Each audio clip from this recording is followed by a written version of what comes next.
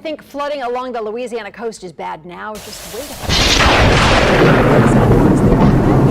flooding possibly every day or two in some cities in the next decade, and you can blame it all on the moon.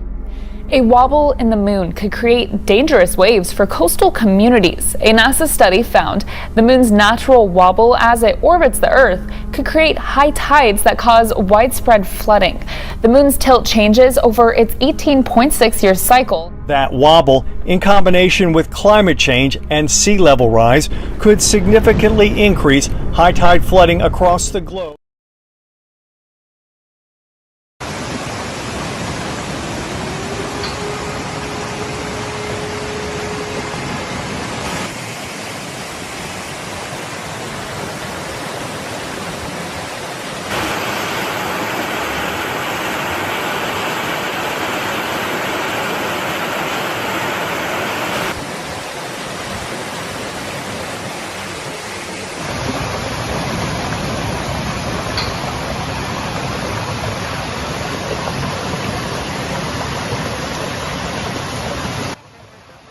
On Saturday 17th of July, it rained heavily in the Austrian region of Salzburg. The result was high water levels in rivers and landslides. The town of Hallen suffered the most, where the river overflowed its banks and water flows flooded most of the city. Mayor Alexander Stangassinger called the incident a disaster. The local population was asked to stay in their homes, not to enter underground garages and basements, and stay away from river dams. In the Bergfried district, temporary shelters were established at the school for those whose apartments and houses were damaged. More than 200 firefighters fought against the elements, and help also came from other regions of the country. Fortunately, no fatalities have been reported, but the damage is enormous. Then we realized. Well, the storms, which have caused so much devastation, are part of a weather system which first caused flash flooding in the UK earlier this week.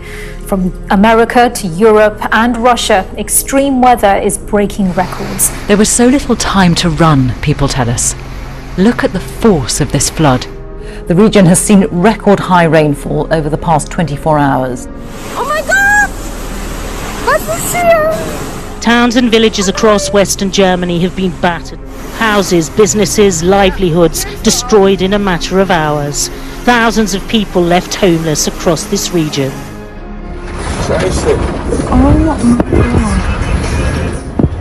Heavy rain, flash floods, extraordinary results. Parts of the capital experienced torrential downpours yesterday.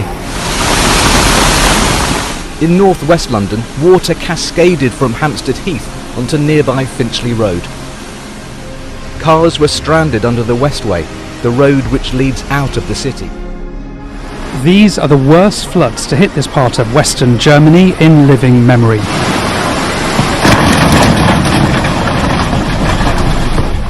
America will be judged.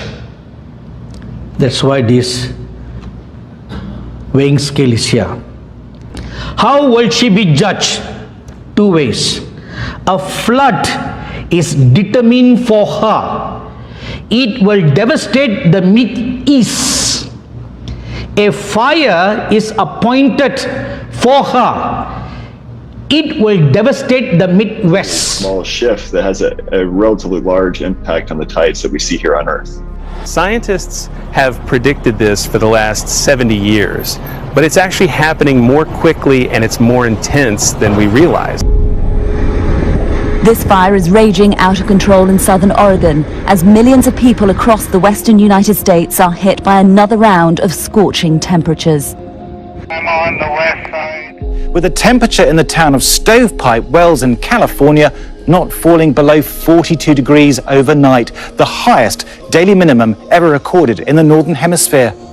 We've seen heat waves, right across the world, in fact, droughts in one location. And because they're all so much more intense, we can see that the atmosphere is energetic and possibly more energetic than we're predicting it in our climate models. And that's the thing that is really worrying. Tonight in Oregon, the largest wildfire in the country exploding in size. The fire in Oregon, just one of 70 wildfires raging across 12 states. The bootleg fire is now 7 times the size of San Francisco. Flash flooding is threatening millions of people. Just look at Newark, New Jersey today after storms rolled through there. And the West cannot catch a break. The Tamarack fire in Northern California grew exponentially overnight. Smoke from that fire in Oregon now clouding the skies over Utah. Extreme conditions leading to extreme concern. Pushing these fires are back-to-back heat waves. This one is the 4th in 5 weeks. And devastating the coastline with hundreds of millions of mussels literally cooked alive. An event so extreme, but with more than twice as much scorched earth compared to this same time last year. Tonight, a record already on track to be broken. Massive amounts of dead fish are washing ashore all across Tampa Bay. Beaches are closed. Crews are racing to clean up the smelly, decaying bodies or fish. Local experts say it's early in the season to see concentrations of red tide this high. The images here are astonishing. Thousands, if not hundreds of thousands of dead fish floating in the water. These massive fish kills continue to be a major problem in the Bay Area. The city says the massive amounts of dead fish started washing up in St. Pete waterways about 10 days ago. But emergency officials say in the last 24 hours, they've cleaned up more dead fish than in the past week. Dead fish littering the shorelines across Tampa Bay. I've been coming here for 10 years. I mean, this is worse. It's the worst it's ever been. Bait fish, sport fish, stingrays, even dolphins and manatees, all killed by red tide and piling up. Being described as disturbing, sickening, and rancid. People across 2 counties say they can't believe their eyes or their noses for that matter. KDK's Megan Schiller reports from Upper St. Clair to explain why there's now an active investigation into thousands of dead fish. There's no sheen on it, you know. Jack Conroy walks this trail every day, but he's never seen this. I see 1 dead fish, 2 dead fish, and I'm like, Then all of a sudden, there were dead fish everywhere. Just every fish in that creek was dead. Big fish, small fish. But at this point, we don't exactly know what's going on. You smell that? Andre Holmes smelled it before he saw it. Hundreds of dead fish dumping out of Chartiers Creek into the Ohio 15 miles north in McKees Rocks. I've never seen anything like that outside of a horror movie. You know, I was like, okay, Stephen King type of stuff here. But it's not fiction. And the reality is, the damage is done. I'm not an expert, so I'm not trying to pretend to be one, but I've been around the water long enough to know that, okay, this is not a natural occurrence. And Death Valley National Park, located right along the border of California and Nevada, hit 54 degrees Saturday, which was very close to setting a record for the hottest temperature ever recorded by humans. But let me help them with one simple thing. The evidence around us is indisputable. We've seen this relatively frequently in the past years. Is it getting worse as the years go on, or is that just perception? Well, it kind of seems like it is getting worse. You know, the number of fires that we are responding to is clearly growing. Fueling a mega drought that has turned swathes of the U.S. into a tinderbox.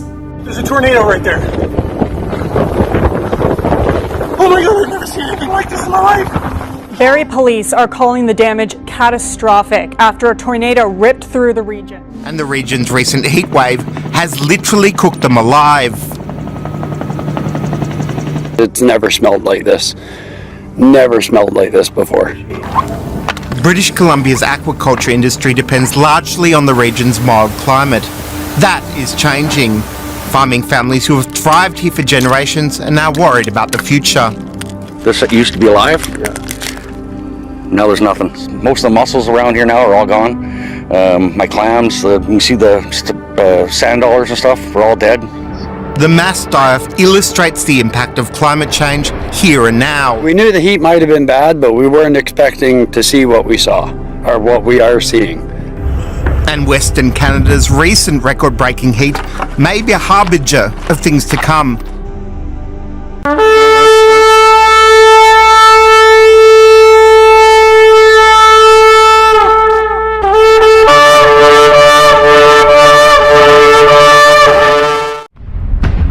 One day, Jesus is coming.